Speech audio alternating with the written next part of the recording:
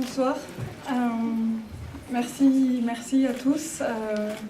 Merci pour tous les beaux discours qui ont été prononcés avant le mien et qui vont rendre le mien quelque peu terne. Il est très difficile d'exprimer sa joie en étant original. Je voulais remercier d'abord M. Benjeloun pour cette formule magnifique qui est un roman traduit du silence.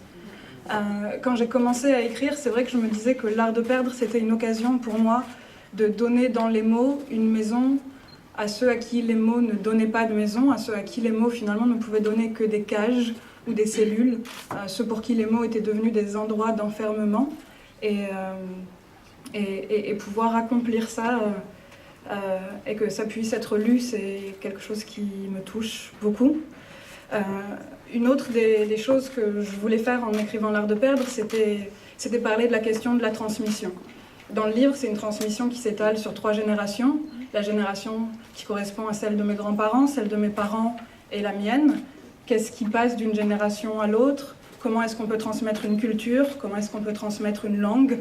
Comment est-ce qu'on peut transmettre une histoire familiale? Mais aussi, comment est-ce qu'on transmet des hontes, des silences, des traumatismes? Et quand j'ai fini le livre, comme vous l'avez rappelé, j'ai en effet fini le livre en disant que l'histoire ne s'arrêtait pas là, que Naïma était mouvement et que toute fin serait quelque chose d'artificiel. Et c'est ce que vous me prouvez ce soir, puisque vous êtes une génération, je vais pleurer, vous êtes une génération qui vient après moi et avec qui j'ai pu partager cette histoire. Vous êtes le livre qui sort de son cadre pour aller toucher des gens plus jeunes que moi. Et vous pouvez prouver ainsi que, en effet, l'histoire est toujours ce mouvement d'être raconté, d'être compris, d'être partagé. Et c'est un des plus beaux cadeaux qui puisse être fait. Cette transmission, elle se fait entre le livre et le lecteur, ce qui est toujours un procédé ample, mystérieux, magique, parfois effrayant, sur lequel nous, auteurs, on n'a plus le contrôle.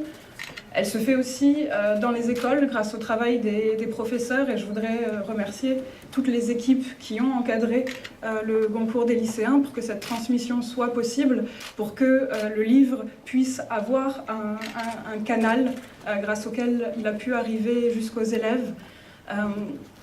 Et